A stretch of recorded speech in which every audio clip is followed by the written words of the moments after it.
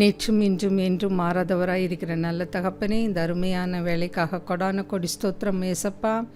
ஏசப்பா, நாங்கள் பெண் மிஷினரிகளை பற்றி பார்த்து கொண்டிருக்கிறோம் ஆண்டவரே. கர்த்தர் எங்களோடு இடைப்பட்டு பரிசுத்த ஆவியானவர் ஏசப்பா எங்களோடு இருந்து நாங்கள் செய்ய வேண்டிய எங்கள் கடமைகளை அறிவுறுத்தவும் அதன்படி நடக்கவும் கிருபை தாரும். அனைத்தையும் உம்முடைய பாதப்படியிலே வைக்கிறேன். இயேசுவின் மூலம் ஜெபம் கேளும் பிதாவே, ஆமேன். நம்ம இன்னைக்கு பார்க்க போகிறது லைலா குக். இவங்க பிறந்த வருடம் 1896 வருடம். கிறிஸ்துவ மிஷினரி வரலாற்றில் இவங்க குறிப்பிடத்தக்க இடம் பெற்றவர். அவர் தனது கணவராகிய ஆலின் குக் அவருடன் இணைந்து சைனாவில் இருக்கிற லிசு பழங்குடி மக்களிடையே அவங்க ரொம்ப அர்ப்பணிப்போடு ஊழியம் செய்தார்கள். அவர்களுடைய வாழ்க்கை கிறிஸ்துவினுடைய அன்பையும் சுவிசேஷ சேவையின் முக்கியத்துவத்தையும் வெளிப்படுத்தும் சிறந்த சாட்சியாக விளங்கியது. இது ரொம்ப முக்கியம். ஒருத்தருடைய வாழ்க்கை, நம்ம வாழ்கின்ற அந்த வாழ்க்கை முறை தான் நம்ம மற்றவங்க கிட்ட காட்டுற அந்த அன்பு, நம்ம செய்கின்ற அந்த சேவை தான் நம் மற்றவர்களுக்கு ஒரு முன்மாதிரியாக காணப்படுகிறது. நாங்கள்லாம் ஒன்றா உட்காந்து பேசிகிட்டு இருந்தோம் ஒரு இடத்துல. அப்போ ஒருத்தர் எங்கிட்ட பேசிகிட்டு இருந்தாங்க, ஒரு லேடி. அப்போ அவங்க சொன்னாங்க, ஏதோ எங்களுக்குள்ள ஒரு நல்ல ஒரு பேச்சுன்னு சொல்ல முடியாது. we were discussing. அதை டிஸ்கஸிங் கூட சொல்ல முடியாது. அந்த பெண், அந்த அம்மா எங்கிட்ட கொஸ்டின் கேட்டுட்டு இருந்தாங்க. அப்போ நான் சொன்னேன், அந்த கேட்க வேண்டிய அந்த கேள்வி ஒரு தரம் வாய்ந்ததாக இல்லை. அதனால் நான் சொன்னேன், சரி நான் கிளம்புறேன் அப்படின்னு. அப்போது அந்த லேடி சொன்னாங்க, நான் உங்ககிட்ட தான் பேச வந்திருக்கேன், நீங்கள் பாட்டு கிளம்பி போகிறேன்னா என்ன அர்த்தம் அப்படின்னாங்க. நான் சொன்னேன், நீங்கள் பேசுகிற விதம் எனக்கு பிடிக்கல அப்படின்னு நான் சொன்னேன். ஏன்னா நம்ம தவறு செய்கிறோமோ இல்லை நல்லது செய்கிறோமோ கெட்டது செய்கிறோமோ, நம்ம கம்யூனிகேட் பண்ணுற அந்த விதம் ரொம்ப முக்கியம். ஏன்னா சில நேரங்களில் நம்ம கூட தவறுதலாக ஒருத்தர்கிட்ட கம்யூனிகேட் பண்ணலாம். ஆனால் அன்றைக்கி தான் நான் அதை கற்றுக்கிட்டேன். அப்போது அப்படின்னு சொல்லிவிட்டு நான் எங்கள் வீட்டு ஆளுங்களோட நான் கிளம்பி போயிட்டேன். அந்த நேரத்தில் அந்த லேடி ஒரு வார்த்தை சொன்னாங்க, நீங்கள் உங்களை கேட்குறதுக்கே ஆள் இல்லை, அதனால தான் நீங்கள் இப்படியெல்லாம் பண்ணிகிட்ருக்கீங்க அப்படின்லாம் ஒரு நல்ல அதுக்கு அந்த அவங்க பேசுகிற விதம் என் மனசுக்கு மிகவும் கஷ்டமாக இருந்தது. நான் பாட்டுக்கு அங்கே நிற்கக்கூடல, கிளம்பி போயிட்டேன். அவங்களுக்கு உண்மை எது பொய் எதுன்னு எதுவுமே ஆராயாமல் ஒரு சைடாகவே அவங்க பேசிகிட்டு இருந்தது எனக்கு ஃபஸ்ட்டு பிடிக்கல. ஏன்னா ஒரு சம்பவம்னா யார் தவறு செய்தார்கள், என்ன நடந்தது அப்படின்னு விசாரிச்சுட்டு தான் நம்ம மற்றவங்கிட்டவே பேச ஆரம்பிக்கணும். அதுக்கப்புறமா சரின்னு அவங்க இப்படி சொன்ன உடனே நாங்கள் அப்போ ஒரு கால் டாக்ஸியில் நானும் எங்கள் வீட்டில் இருந்தவங்களும் வந்துட்டுருந்தோம். அப்போது அந்த லேடி எங்கிட்ட பேசினதை அந்த டிரைவர் கவனிச்சிட்டே இருந்தார். அப்புறம் பார்த்திங்கன்னா அரவுண்டு 12 o'clock அந்த டிரைவர்கிட்டேருந்து கால் வந்தது. நான் நல்லா தூங்கிட்டு இருந்ததுனால நான் எடுக்கலை. அடுத்த நாள் பார்த்தா மிஸ்டு கால் இருந்துச்சு. யாருன்னு பார்த்தா அந்த எங்களை கால் டாக்ஸியில் கூட்டிகிட்டு வந்த டிரைவர் தான் அந்த மிஸ்டு காலு. அதுக்கப்புறமா நாங்கள் போய் கம்பெனியில் போய் கம்ப்ளைண்ட் பண்ணி அவங்க மேலே ஆக்ஷன் எடுத்தாங்களா இல்லைன்னு தெரியாது, பட் நாங்கள் கம்ப்ளைண்ட் கொடுத்துட்டோம். நான் எதுக்காக இதை சொல்ல வரேன்னா, ஒரு சிலர் அவங்கள எப்படியாவது அவமானப்படுத்தணும், வெக்கப்படுத்தணும், உண்மை எதுன்னு தெரியாமல் they will just blast. அது கூட நம்ம எந்த இடத்துல இருக்கோம், நம்ம சுற்றி யார் இருக்கிறாங்க எதுவுமே கவனிக்காமல் அவங்க சொன்ன அந்த வார்த்தை, உங்களுக்கு யார் இருக்கா, உங்களை யார் என்ன கேட்க போகிறாங்க அப்படின்னு சொன்னது ரொம்ப அநாகரிகமான செயலாக எனக்கு பட்டது. அதே மாதிரி தான் இன்னொருத்தர் கூட அவங்க என்ன சொன்னாங்கன்னாக்கா, ஒருத்தர் கணவனை இழந்தவர்கள்.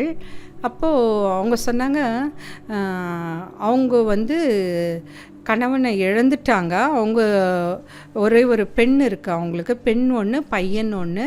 அதுக்கப்புறமா மற்ற ரிலேட்டிவ்ஸ் எல்லாம் இருக்காங்க அவங்க வசிக்கின்ற இடத்திலே. ஆனால் அந்த நபர் என்கிட்ட பேசுகிறப்ப சொன்னாங்க, அவங்களுக்கு வந்து இப்போ ஹஸ்பண்ட் கூட இல்லை, பெண்ணும் பையனையும் படிக்க வச்சுட்டு குடும்பத்தை பார்த்துட்ருக்காங்க. ஆனால் அவங்களுக்கு வந்து அந்த கர்த்தருடைய ஆசீர்வாதத்தை இழந்துட்டாங்க. ஏன்னா அவங்க வந்து வேறு ஒரு விருப்பப்பட்டு வேறு ஒரு கல்யாணம் பண்ணிக்கிட்டதுனால அப்படின்னாங்க. அப்போ நான் ஒரு கேள்வி கேட்டேன், ஏன் ஒரு ஆண் துணை இருந்தால் தான் அவங்களால வாழ முடியுமா? எத்தனையோ பேர் கல்யாணம் பண்ணிக்காமே வாழறாங்க, எத்தனையோ பேர் வந்து கணவனை இழந்து வாழறாங்க, எத்தனையோ பேர் வந்து மனம் முறிவு ஏற்பட்டு தனியாக வாழ்ந்து கொண்டிருக்கிறாங்க தங்களுடைய பிள்ளைகளோடு. எனக்கு அப்போ தான் ஆச்சரியமாக இந்த சமுதாயம் ஏன் பெண்களை மட்டும் வந்து தே டார்கெட் தெம், குறை சொல்கிறாங்க. பெண்களால் ஏன் தனியாக வாழ முடியாதா? இல்லை பெண்களால் எந்த காரியத்தை தனியாக செய்ய முடியாதா? ஆண்கள் இல்லைன்னா அவங்க என்ன எல்லாத்தையும் இழந்ததாக கருதப்படுகிறதா? இல்லையே. அந்த மாதிரி பெண்கள் தான் மிஷினரிகளாக நிறைய சரித்திரம் படைத்திருக்கிறாங்க. ஆண் துணை இல்லாமல் கல்யாணம் பண்ணிக்காமல் நிறைய கர்த்தருக்காக எழும்பி நின்ற பெண்கள் வந்து நிறைய பேர். அதை நம்ம மறந்துடக்கூடாது. அதுக்கப்புறம் நாங்கள் வந்து நிறைய கம்யூனிகேட் பண்ணுவோம் மற்றவங்களோட. அப்போது ஒருத்தர் சொன்னாங்க, இவங்க வந்து இப்போது நான் வந்து அந்த இடத்த விட்டுட்டு வந்துட்டேன்னா ஒரு ஆண், அப்போது என்னுடைய குடும்பத்துக்கு வந்து ஆண் துணையே இல்லாமல் போயிடும் அப்படின்னு சொன்னாங்க. நான் கேட்டேன், அப்போ வந்து நீங்கள் வந்து உங்கள் குடும்பத்தை மட்டும் பார்த்து பேசுகிறீங்க, அப்போ இன்னொருத்தரோட குடும்பத்தில் நம்ம போய் பழகும்பொழுதோ இல்லை பேசும்பொழுதோ அந்த இடத்துல ஆண் துணை இருக்கா இல்லையா, இல்லை அதனால் அவங்க பாதிக்கப்படுறாங்களா, அது எதுவுமே கண்டுக்கிறது இல்லை. எப்பவுமே வந்து நம்ம சுயநலமாக தான் வாழ்ந்து கொண்டிருக்கிறோம். நம்ம குடும்பத்தை சார்ந்த பெண்கள்னால் அவங்களுக்கு எதுவும் ஆயிடக்கூடாது, அவங்களுக்கு இப்போ நம்ம இல்லைன்னா யார் பார்த்துக்குவாங்க அப்படின்னு நினைக்கிறோம். ஆனால் அது கூட பிறந்தவங்களாக இருக்கட்டும், கூட வேலை செய்கிறவங்களாக இருக்கட்டும், இல்லை யாருன்னா இருக்கட்டும், ஆனால் அதே மற்ற பெண்கள் மற்றவர்களுடைய வாழ்க்கைன்றப்போ they take it for granted. அது வந்து மிகவும் தவறான செயல். they have to take the responsibility எதுவாக இருந்தாலும். ஆனால் அது வந்து இப்போ குறைந்து கொண்டே வருகிறது. இந்த லைலா குக் பார்த்திங்கனாக்கா இளம் வயதிலேயே கிறிஸ்துவ சேவைக்காக தன்னை அர்ப்பணித்தார்கள். அந்த இளம் வயதில் கிறிஸ்துவை அறிந்து கொண்டு கிறிஸ்துவினுடைய சேவைக்காக அர்ப்பணித்த மிஷினரிகள் ஊழியர்கள் அநேகம் பேர்.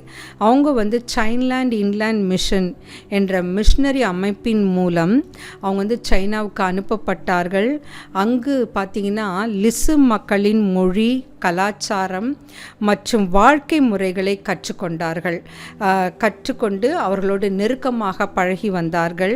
அதுக்கப்புறமா வந்து ஒரு இடத்துக்கு போகிறப்போ நம்ம வந்து அவங்களோட மொழியை கற்றுக்கணும், அவங்களோட கலாச்சாரத்தை கற்றுக்கொண்டாதான் அவங்களோட நம்மளால் ஈஸியாக பழக முடியும், சத்தியத்தை சொல்ல முடியும். அதுக்கப்புறம் வந்து அங்கு வாழ்ந்த மக்களோட நம்பிக்கையை பெற்று அவர்களுடன் வந்து கிறிஸ்துவின் நற்செய்தியை எடுத்து சென்றார்கள். அதுக்கப்புறமா லிசு மக்களிடையே அவங்க என்ன பண்ணாங்கன்னா, இவங்க வந்து ஒரு பழங்குடியின மக்கள். ஆன்மீக எழுச்சியில் அவங்க அந்த மலை தேசத்து மக்களிடையே வந்து பெரிய ஆன்மீக எழுச்சி ஏற்பட்டது. அதுக்கு முக்கிய பங்கு வகித்தவர் வந்து லைலா குக்கு. அதுக்கப்புறமா வந்து அவரது கணவர் வந்து ஆலின் குக். அவங்க வந்து குக்குடன் சேர்ந்து லிசு மொழியில் வந்து வேதாகமத்தை மொழிபெயர்க்கும் அந்த பணியில் ஈடுபட்டார்கள். ஸோ அந்த மக்களிடையே வந்து ஆன்மீக எழுச்சிக்கு முக்கிய பங்கு வகித்தார்கள். அப்புறம் வேதாகமத்தை மொழிபெயர்த்தார்கள். அதுக்கப்புறமா ஜேம்ஸ் ஓ ஃப்ரோசர் தொடங்கிய வேதாகம மொழிபெயர்ப்பு பணியை அவர்கள் தான் தொடர்ந்து முன்னெடுத்து புதிய ஏற்பாட்டின் அந்த மொழிபெயர்ப்புலையும் திருத்த பணிகளிலும் அவங்க வந்து பெரும் பங்கு வகித்தார்கள். இவங்க வந்து ஒரு திறமையான எழுத்தாளரும் கூட. அந்த லிசு மக்களிடையே அவங்க என்ன பண்ணாங்கன்னா, தேவன் செய்த அதிசயமான செயல்களை உலகம் அறியும்படி பல கட்டுரைகளை எழுதினார்கள். அது ரொம்ப முக்கியம். கர்த்தர் வந்து நம்மளுக்கு நிறைய அதிசயங்கள், அற்புதங்கள்லாம் நம்ம வாழ்க்கையில் செய்வாங்கல்ல. எத்தனை பேர் வந்து அதை மற்றவங்களுக்கு சாட்சியாக எடுத்து சொல்கிறோம், அது இல்லை அதை வந்து ஒரு அவமானமாக நினச்சி மறைச்சிடுறோமா? இங்கே பார்த்தீங்கன்னா அனிட்டு ஆஃப் லிசு லேண்ட் மற்றும் ஃபிஷ் ஃபோர் அந்த லிசு நியூ டெஸ்டமெண்ட், இது ரெண்டும் அவர்கள் எழுதிய நூல்கள். இது வந்து அந்த லிசு மக்களிடையே நடந்த கிறிஸ்துவ வளர்ச்சியை அவர் பதிவு செய்து முக்கிய நூல்களாக வெளியிட்டார்கள். அப்புறமா வந்து அந்த மலைப்பகுதியில் வந்து எப்போவுமே பார்த்திங்கன்னா, மலைப்பகுதியில் அந்த காலத்தில் போக்குவரத்து வசதி வந்து ரொம்ப குறைவாக காணப்படும், நோய்கள் அதிகமாக இருக்கும், ஏன்னா அங்கே சுகாதாரம் இருக்காது, அரசியல் குழப்பங்கள் இருக்கும். இந்த சவால்களை எல்லாம் அவர் எதிர்கொண்டார். அதுக்கப்புறமா ஆனாலும் அப்பேற்பட்ட இக்கட்டான சூழ்நிலையிலும் அவங்க என்ன பண்ணாங்கன்னா, தன்னுடைய ஊழியத்தை தொடர்ந்து செய்தார்கள். அதுக்கப்புறமா லிசு மக்களுடன் வாழ்ந்து அவர்களுடைய தேவைகளை புரிந்து கொண்டு கல்வி, வேதாகம பயிற்சி மற்றும் ஆன்மீக வளர்ச்சிக்காக அவர்கள் உழைத்தார்கள். கல்வி, வேதாகம பயிற்சி மற்றும் ஆன்மீக வளர்ச்சிக்காக அவர்கள் உழைத்தார்கள். அதுக்கப்புறமா 1943ஆம் ஆண்டு லைலா குக் வந்து இறைவனிடத்தில் சேர்ந்தார்கள். ஆனால் அவர் வந்து என்ன விதை விதைத்தார்? சுவிசேஷ விதை விதைத்தார். இன்று அது மக்களிடையே பெரும் பலனை அறுவடை செய்து கொண்டு வருகிறது. அவங்க வந்து அந்த லிசு மக்களிடையே ஒரு வலுவான கிறிஸ்துவ சமுதாயம் உண்டாகுவதற்கு அவர் பெரும் பாடுபட்டார். அதுக்கப்புறமா அவருடைய எழுத்துக்களும் மொழிபெயர்ப்பு பணிகளும் அவரது சேவை இதெல்லாம் வந்து இன்னமும் நினைவு சின்னங்களாக உள்ளன. அதுக்கப்புறமா அவங்களுடைய விசுவாசம், அர்ப்பணிப்பு, தியாகம், அதுக்கப்புறமா தேவனுக்கு கீழ்ப்படிதல் ஆகியவற்றுக்கு இவங்க சிறந்த எடுத்துக்காட்டாக இருக்கிறார்கள். அவங்க வந்து பார்த்திங்கன்னா, தேவன் எந்த இடத்துல அழைக்கிறாரோ அந்த இடத்துல உண்மையுடன் சேவை செய்ய வேண்டும் என்பதை அவர்தான் நமக்கு அதை கற்றுக் கொடுத்த பாடம்.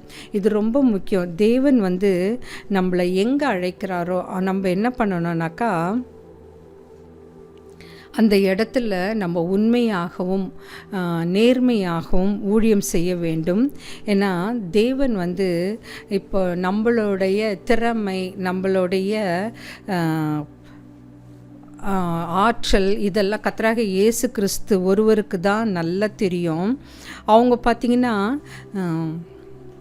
அப்போது கர்த்தர் வந்து எந்த மக்களிடையே, எந்த இனத்திடையே, எந்த பகுதிக்கு இவங்களை அனுப்புனா திறம்பட செய்வார்கள், அந்த இது வந்து கர்த்தராகிய இயேசு கிறிஸ்துவுக்கு ஒருவருக்கு மட்டும்தான் தெரியும். எனக்கு வந்து நான் காலேஜில் வந்து கவர்மெண்ட் மூலமாக செலக்ட் ஆனப்போ எனக்கு பார்த்திங்கன்னா ஃபஸ்ட்டு போஸ்டிங் வந்து திருவண்ணாமலை போட்டாங்க. அப்போ வந்து த வெரி ஃபர்ஸ்ட் டே எங்கள் அண்ணன் என் கூட வந்தாங்க.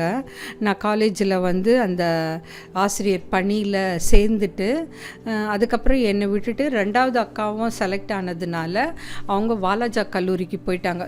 ரெண்டாவது அக்காவை போய் பார்த்துட்டு வந்துடுறேன், அவங்களும் ஜாயின் பண்ணுறாங்கல்ல இன்றைக்கி அப்படின்னாங்க. நானும் சரின்னு சொன்னேன்.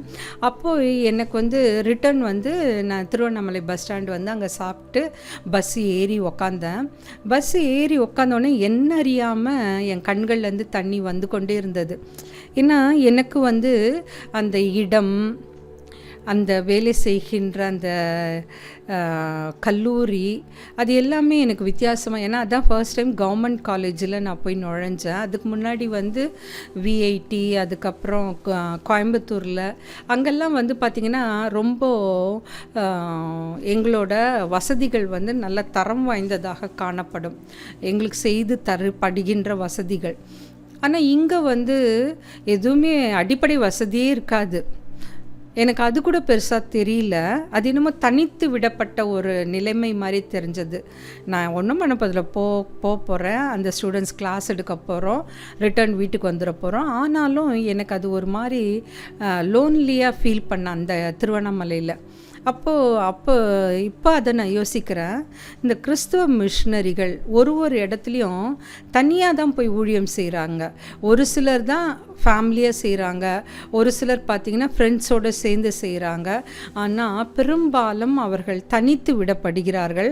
அவங்க யாருமே வந்து ஸ்பிரிச்சுவலாக தான் நினைக்கிறாங்களே ஒழிய அவங்க யாருமே வந்து தன்னுடைய வாழ்க்கையை உலக ரீதியாக எடுத்துக்கொள்கிறதே கிடையாது. நம்ம என்ன பண்ணுறோன்னா உலக ரீதியாக எடுத்துக்கொண்டு வாழ்வதனால தான் ஒரு சிறு விஷயமும் நம்மளுக்கு கஷ்டமாக தெரியுது. ஆனால் இவங்க வந்து அந்த மாதிரி நினைக்கவே இல்லை. இவங்க என்ன பண்ணாங்கன்னா சீனா மக்களிடையே வந்து லிசு பழங்குடி மக்களிடையே பணியாற்றிய முக்கிய பங்கு வகித்தவர். அதுக்கப்புறமா வந்து மொழி அந்த லிசு மொழியில் வேதாகம மொழிபெயர்ப்பில் முக்கிய பங்காற்றியவர். இவர் வந்து ஒரு கிறிஸ்தவ எழுத்தாளர், ஆன்மீகம் மற்றும் சமூக முன்னேற்றத்திற்காக பெரும் பங்களிப்பு செய்தார். அதுக்கப்புறம் பார்த்தீங்கன்னாக்கா இவர் வேறு என்ன பண்ணாருனாக்கா நூல்கள் எழுதினார்கள். அதுக்கப்புறம் புதிய ஏற்பாட்டை மொழிபெயர்த்தார்கள். இவர்கள் வந்து நிறைய கர்த்தருக்காக international, that is China inland mission, இப்பொழுது வந்து அது OMF இன்டர்நேஷ்னல் என அழைக்கப்படுகிறது. அந்த மிஷனரி அமைப்பில் தான் அவங்க சேர்ந்து கர்த்தருக்காக ஊழியம் செய்தார்கள். அதுக்கப்புறம் பார்த்திங்கன்னா நம்மளுக்கு வந்து ஒவ்வொருத்தருக்கும் ஒரு டேலண்ட் இருக்கும். ஒரு சிலர் வந்து சிறந்த எழுத்தாளராக இருப்பாங்க, ஒரு சிலர் சிறந்த கவிதை எழுதுவாங்க, ஒரு சிலர் நல்ல கட்டுரை எழுதுவாங்க. இவங்கெல்லாம் பார்த்திங்கன்னா அந்த திறமையை கர்த்தருடைய நற்செய்தி பரப்புவதற்காக தான் உபயோகித்தார்கள். அதில் இன்னொன்று பார்த்திங்கன்னா அவங்க என்ன பண்ணாங்கன்னாக்கா அந்த மக்களிடையே ஒன்றாக சேர்ந்து வாழ்ந்து தன் ஊழியத்தை ஆரம்பித்தார்கள். அவங்க ஒரு பக்கம் இந்த மக்கள், ஏன்னா பழங்குடியின மக்களுக்கு வந்து படிப்பறிவு, எழுத்தறிவு இதெல்லாமே குறைவாக காணப்படும். ஸோ அவங்களிடையே அவங்க வந்து ரொம்ப திறமையாக ஊழியம் செய்தார்கள். அதுக்கப்புறமா வந்து பார்த்திங்கன்னா நாங்கள் வந்து இந்த ஃபஸ்ட் இயர் ஸ்டூடெண்ட்ஸ் எல்லாம் வந்தப்போ ஒரு பயிற்சி ஒன்று கொடுப்பாங்க. அப்படின்னா அவங்களுக்கு வந்து அந்த காலேஜில் வரப்போ எந்த பயம் இருக்கக்கூடாது, எல்லாமே கொஞ்சம் ஃப்ரீனஸ் வரணும், கொஞ்சம் ரிலாக்ஸ் பண்ணணுன்றதுக்காக பல்வேறு கருத்துக்களை முன்வைத்து ஒரு பயிற்சி ஒன்று தருவோம். அப்போது அதில் பார்த்திங்கன்னா ஸ்டூடெண்ட்ஸ் வந்து ஃப்ரம் டிஃப்ரெண்ட் கம்யூனிட்டிஸ் வருவாங்க, டிஃப்ரெண்ட் ரீஜன், வெவ்வேறு பகுதிகளில் வாழ்கின்ற மக்கள் வருவாங்க. அப்போ பார்த்தீங்கன்னா அந்த பிள்ளைகள் வந்து ஒரு சிலர் தான் வந்து நல்ல போல்டாக முன்னாடி வந்து பேசுகிறாங்க, ஒரு சிலர் வந்து இன்னும் அந்த இறுக்கத்தோடு பயத்தோடு காணப்படுகிறார்கள். அதை தான் நான் இந்த 6 நாள் நான் அப்சர்வ் பண்ணேன். அப்போது ஒரு சிலர் வந்து தன்னுடைய தேவைகளை கேட்பதற்கு கூட தயங்குறாங்க.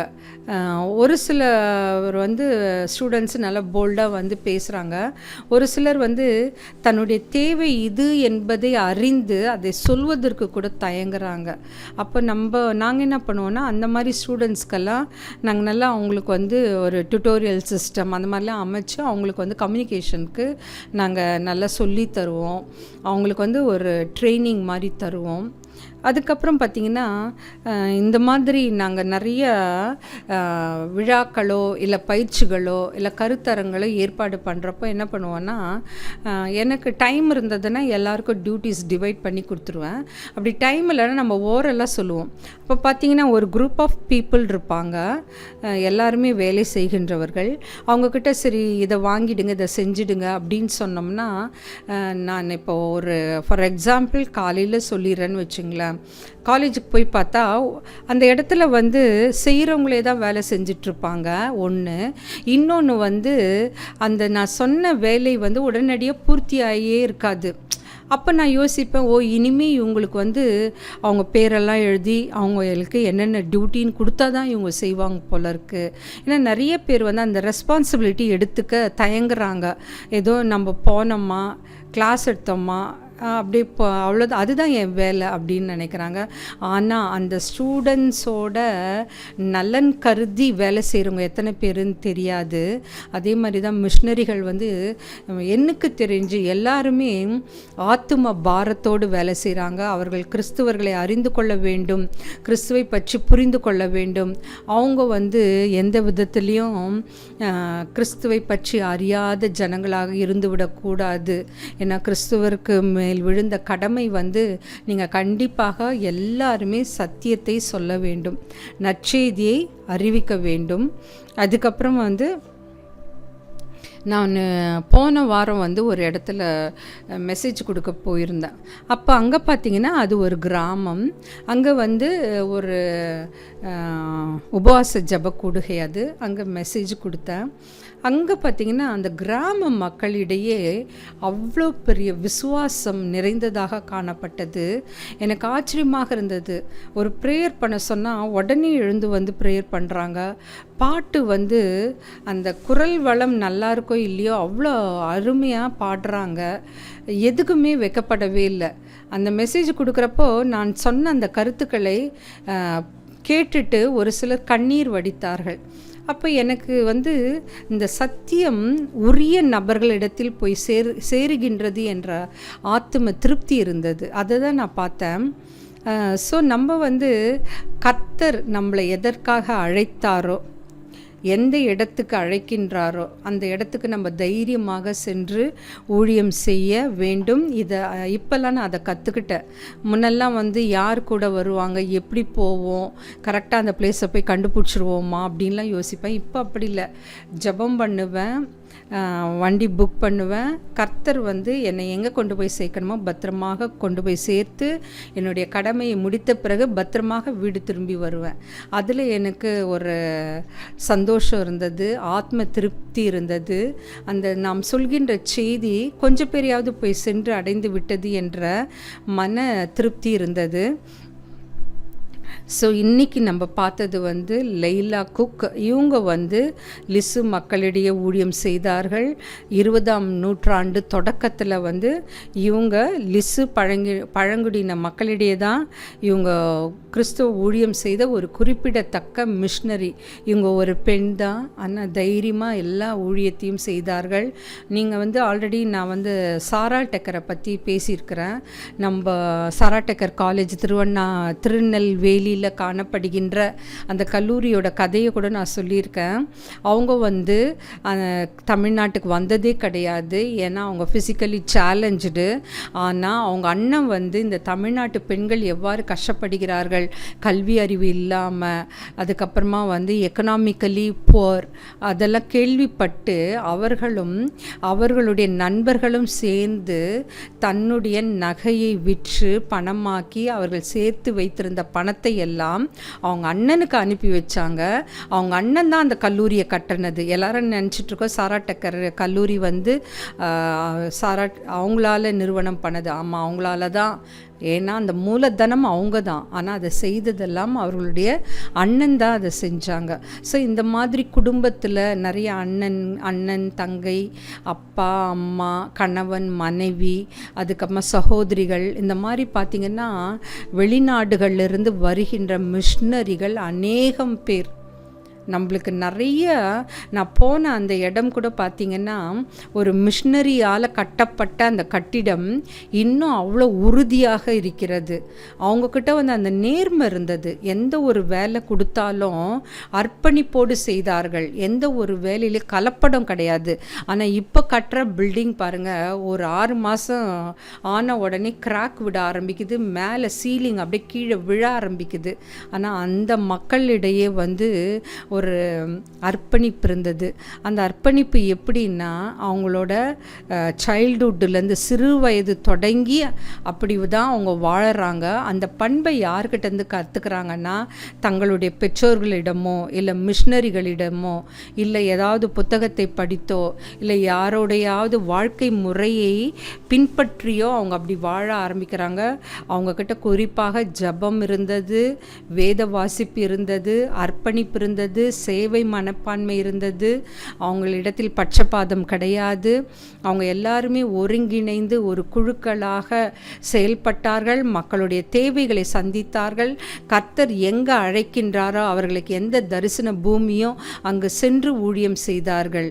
ஆனால் நம்ம நல்ல ஒரு சஃபஸ்டிகேட்டட் ஏரியாவாக இருக்கா, அங்கே போனால் நம்மளுக்கு எல்லா வசதியும் செய்து தருவார்களா, அப்படி பார்த்து நம்ம ஊழியம் செய்கிறோம். ஆனால் அந்த ஊழிய பாதை, அப்போ வாழ்ந்த அந்த ஊழிய பாதையில் பார்த்திங்கன்னா பஸ் வசதி இருக்காது, எலக்ட்ரிசிட்டி இருக்காது, அதுக்கப்புறமா அவங்களுக்கான அங்கீகாரம் இருக்காது. மதர் தெரேசாலாம் பார்த்திங்கன்னா இதே இந்தியாவில் கல்கட்டா பகுதியில் ரொம்ப அவமானப்படுத்தப்பட்டார்கள்.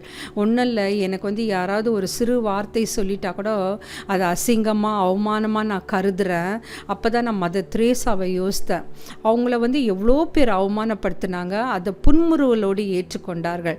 ஸோ மிஷினரி வாழ்க்கையிலேருந்து நம்ம அது கற்றுக்கொள்ள வேண்டும். நம்ம என்ன பண்ணுறோம், உடனே ஆத்திரப்படுறோம், கோவப்படுறோம், இப்படி நம்மளை பேசிட்டாங்களே அப்படின்னு அதையே நம்ம யோசித்து கொண்டு தன்னை வருத்தி கொள்கிறோம். ஆனால் நான் இன்றைக்கி ஒரு சைக்கலாஜிக்கல் கவுன்சிலிங் ஸ்டூடெண்ட்ஸ் கொடுத்தாங்க. அப்போ ஒருத்தர் அவங்க பேசின அந்த ஒரு கருத்து ரொம்ப அருமையாக இருந்தது. நம்ம எந்த பழக்கத்திற்கு அடிமையாகி கொள்கின்றோமோ அந்த பழக்கம்தான் நம்மளை அழித்து கொண்டே செல்லும். அந்த பழக்கத்துலேருந்து நம்ம வெளியில் வந்துடணும் அப்படின்னு ஒரு அருமையான கருத்தை சொன்னாங்க. என்னன்னாக்கா, இப்போ நம்ம ஸ்டூடெண்ட்ஸ்க்கு சொல்கிறப்போ, இப்போ ஒரு பெண் ஒரு ஆணோடைய இல்லை ஒரு ஆண் ஒரு பெண்ணோடைய பழகும்பொழுது நிறைய நேரம் பேசுவாங்க, மெசேஜ் பண்ணுவாங்க, கால் பண்ணுவாங்க. அப்படி அந்த பெண்ணோ இல்லை ஆணோ அவங்களிடையே பிரிவினை ஏற்பட்டு விலகி போகும்பொழுது அவங்க மன ரீதியாக பாதிக்கப்படுகிறார்கள். அப்போ அந்த பெண்ணோ அந்த ஆணோ என்ன பண்ணுறாங்கன்னா, ஐயோ இப்போ அவங்க நம்மளுக்கு மெசேஜ் பண்ணலையே, நம்மக்கிட்ட பேசலையேன்னு இன்னொரு நபரிடம் போய் பேசுவாங்களாம். அது எனக்கு கேட்குறப்போ ரொம்ப ஆச்சரியமாக இருந்தது. ஏன்னா அப்படி அது நம்ம ட்ரக் எடுத்தால் தான் போதை கிடையாது, இல்லை ஆல்கஹால் இல்லை ஸ்மோக் பண்ணுறது தான் போதை கிடையாது. இதுவும் ஒரு வகை போதை. ஒரு நபரிடமோ இல்லை ஒரு பொருளிடமோ அளவுக்கு அதிகமாக நாம் ஆசை வைத்துவிட்டு அதிலிருந்து விலகிய பின்னர் நம்ம அந்த நேரத்தை எப்படி செலவு செய்கிறது, என்ன பண்ணுறதுன்னு தெரியாமல் குழப்பத்தில் இருக்கோம் பாரு, அதுதான் அடிக்ஷன். ஸோ அந்த மாதிரியெல்லாம் நம்ம எந்த ஒரு காரியத்திலும் முழுமையாக கொண்டு நம்மளை நாமே அழித்து கொள்ளவே கூடாது. அது மன ரீதியாக ஒரு பெரிய போராட்டத்தை கொண்டு வரும். அவங்க அந்த கருத்துக்களை ரொம்ப அருமையாக பதிவிட்டார்கள். அது எத்தனை ஸ்டூடெண்ட்ஸ் அதை அப்சர்வ் பண்ணாங்கன்னு தெரியல. ஆனால் நான் நல்லா கவனிச்சேன். தட் இன்ஃபர்மேஷன் ரொம்ப யூஸ்ஃபுல்லாக இருந்தது. அதே மாதிரி மொபைலால் நம்ம என்னென்ன கெடுதல் உண்டாக்குது, அதனால நம்மளுக்கு நிறைய நன்மைகள் இருந்தாலும் கெடுதலும் நடைபெறுகின்றது என்பதை சுட்டி காட்டினார்கள். இந்த எல்லா பிரச்சனைகள்லேருந்து நம்ம எப்படி வெளியே வரலாம்? ஆனால் கிறிஸ்துவத்தில் நம்ம பார்க்கும்பொழுது வேத வாசிப்பு, அந்த வேதம் தான் நம்மளுக்கு ஒரு வழிகாட்டியாக இருக்கும். நீங்கள் ஒரு பிரச்சனை வருதோ, ஒரு போராட்டம் வருதோ, அப்போ கர்த்தரிடத்தில் ஜெபம் பண்ணுங்களேன், உங்களை அழகாக அந்த பிரச்சனையிலேருந்து விடுதலை பண்ணுவார். ஃபஸ்ட்டெல்லாம் பார்த்தீங்கன்னா உங்கள் விருப்பத்தின்படி தான் நடக்கும். ஏன்னா கர்த்தர் நம்மக்கிட்ட சொல்லி கொண்டே இருப்பார். ஆனால் நம்ம என்ன பண்ணுவோம், லிசன் பண்ணவே மாட்டோம். ஆனால் ஒரு கட்டத்தில் ஏதாவது ஒரு சம்பவத்தின் மூலமாக நம்மளுக்கு அதை புரிய வைப்பார். இதுக்காக தான் நான் உன்னை இப்படி அந்த என்ன பிரச்சனையோ என்ன போராட்டமோ அதிலிருந்து உனக்கு ஒரு விடுதலையை தரணும்னு நினச்சேன் அப்படின்னு சொல்லுவார். அந்த இன்னர் வாய்ஸ் கர்த்தர் உங்களிடம் பேசுவார். அந்த இன்னர் வாய்ஸை நம்ம கேட்டு அதற்கு நாம் கீழ்ப்படிந்து வாழ கற்றுக்கொள்ள வேண்டும். நிறைய நேரங்களில் நம்ம அசட்டையாக இருந்து விடுகிறோம். அதுக்கப்புறம்தான் அதை பற்றி நம்ம யோசிக்கிறோம், கவலைப்படுறோம். ஆனால் that time is very late to regret. அது கர்த்தர் நம்மளுக்கு முன்னாடி நிறைய எச்சரிப்பு தருவார். நம்ம யார் கூடயாவது பழகும் பொழுதோ இல்லை பேசும்பொழுதோ பிரச்சனையோ இல்லை போராட்டமோ வந்தால் கடவுள் நமக்கு அழகாக அதை முன்குறித்து காண்பிப்பார். நம்ம பரிசுத்த ஆவியோடு இருக்கும் பொழுது ஆவியானவர் நம்மளுக்கு அதை உணர்த்தி கொண்டே இருப்பார். அப்போ நம்ம சுதாரித்து கொண்டு அந்த பிரச்சனையிலிருந்தோ அந்த போராட்டத்திலிருந்தோ அந்த செயல்களிலிருந்தோ நம்ம விடுதலை பெற்று கொள்ள வேண்டும் என்பது தான் கர்த்தருடைய ஆசையாக இருக்கிறது. ஸோ நம்ம இன்றைக்கி லெய்லா குக் பார்த்தோம்.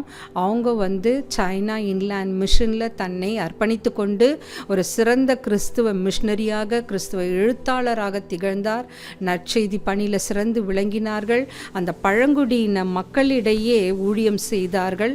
அது எவ்வளவு பெரிய சவால் நிறைந்த வாழ்க்கை. அவர்கள் அந்த நற்செய்தி நூல்கள், சிறந்த எழுத்தாளன்றதுனால நூல்களை கூட எழுதியிருக்காங்க. ஸோ நம்ம இன்னைக்கு கர்த்தரிடத்தில் நாம் நம்மளுடைய திறமை என்ன என்பதை அறிந்து கொண்டு அதை கர்த்தருடைய பணிக்காக நாம் அதை பயன்படுத்துவோம். ஜெபத்தோடு முடிப்போம். ஸ்தோத்திரம் கர்த்தாவே, இங்கே 2-3 பேர்கள் சேர்ந்து உமது நாமத்தை துதிக்கின்றார்களோ அவர்கள் மத்தியில் வருவேன் என்று வாக்களித்த நல்ல தகப்பனே, ஏசப்பா, இன்னைக்கு நாங்கள் பார்த்த மிஷனரி எப்படி பழங்குடியின மக்களிடையே, லைலா குக், லிசு மக்களிடையே ஊழியம் செய்தார்கள் ஆண்டவரே. அவர் தங்களையே அர்ப்பணித்து வாழ்ந்தார்கள் கர்த்தாவே. அந்த மக்களுக்கு ஒரு எடுத்துக்காட்டாக அன்புடனும் சேவை மனப்பான்மையோடும் இருந்தார்கள் கர்த்தாவே. அவர்களுடைய தேவைகளை சந்தித்தார், வேதாகமத்தை மொழிபெயர்த்தார், அவர்கள் மொழியிலே மொழிபெயர்த்தார்கள் ஆண்டவரே. அதே போல் நாங்களும் ஏசப்பா, எங்களுக்கான தரிசனத்தை நீர் காண்பித்தருளும் ஆண்டவரே. உம்முடைய குரலுக்கு நாங்கள் கீழ்ப்பணிந்து எங்களை முழுவதுமாக அர்ப்பணித்து அந்த காரியத்தை செய்யும் பொழுது பரிசுத்த ஆவியானவர் தாமே எங்களோடு இருந்து இடைப்பட கிருபை தாரும் ஆண்டவரே. இந்த செய்தியை கேட்டுக்கொண்டிருக்கிற ஒவ்வொருவரையும் நீர் ஆசீர்வதித்தருளும் ஆண்டவரே. அவர்களுடைய தேவைகளை சந்தித்தருளும். எல்லா ஸ்கூல் காலேஜ் அட்மிஷனுக்காக அலைந்து கொண்டிருக்கிற மக்களை பார்த்தரலும். அவர்களுடைய எல்லா உதவிகளையும், பண உதவி, பொருள் உதவி, மக்கள் உதவி, அவர்கள் மற்றவர்கள் கண்களிலே தயவை தாரும் ஆண்டவரே. எல்லா விதத்திலும் எங்களை வழிநடத்தி எங்களை காத்து கொண்டு ஒவ்வொரு நாட்களும் எங்களை அரவணைத்து கொண்டு செல்வதற்காக கொடான கொடி ஸ்தோத்திரம் ஆண்டவரே. அனைத்தையும் உம்முடைய பாதப்படியில் வைக்கிறேன். இயேசுவின் மூலம் ஜெபம் கேளும் பிதாவே, ஆமேன்.